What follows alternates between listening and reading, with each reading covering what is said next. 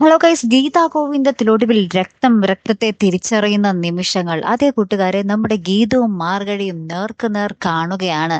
അതിനിടയിൽ നമ്മുടെ ഗോവിന്ദ് വന്നിട്ട് പറയുന്നുണ്ട്, ഇപ്പൊ നിങ്ങളെക്കാൾ കൂടുതൽ കഥകൾ എനിക്കറിയാം, നിങ്ങളുടെ ആ ഒരു എന്താ പറയാ പാരമ്പര്യവും നിങ്ങളുടെ ബന്ധവും എനിക്കറിയാം എന്നൊക്കെ പറയുന്നൊക്കെയാണ് കേട്ടോ. പിന്നീട് നമ്മുടെ ഗോവിന്ദ് കണ്ണേട്ടൻ, നമ്മുടെ ഗീതുവിന്റെ സ്വന്തം കണ്ണേട്ടൻ വേറൊരു സർപ്രൈസ് ഒരുക്കുന്നുണ്ട്. നമ്മുടെ ഭദ്രനെ അവിടെ എത്തിക്കുന്നുണ്ട്. അച്ചാച്ചൻ നമ്മുടെ ഭദ്രനെ കൂട്ടിക്കൊണ്ട് വരുന്നുണ്ട്. അപ്പൊ നോക്കുമ്പോൾ ദാ രണ്ട് ഗീതു നിൽക്കുന്നു.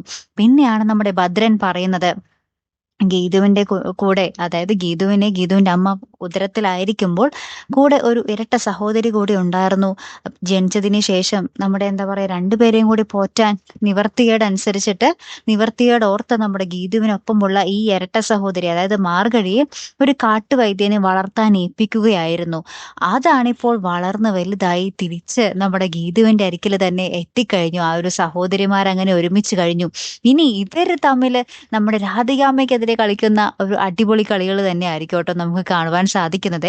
ഇവര് തന്നെ എന്തായാലും നമ്മുടെ ഗീതുവിന്റെ സഹോദരി എത്തിച്ചു കൊടുത്തു. അങ്ങനെ ഒരു ഉപകാരം നമ്മുടെ രാധികാമ്മയും അനാർക്കലിയൊക്കെ ചെയ്തു.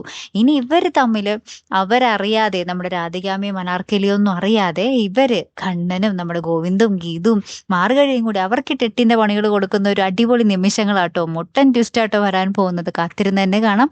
അപ്പൊ അടുത്തൊരു വീഡിയോയുമായി വരുന്നത് വരയ്ക്കും ഗുഡ് ബൈ.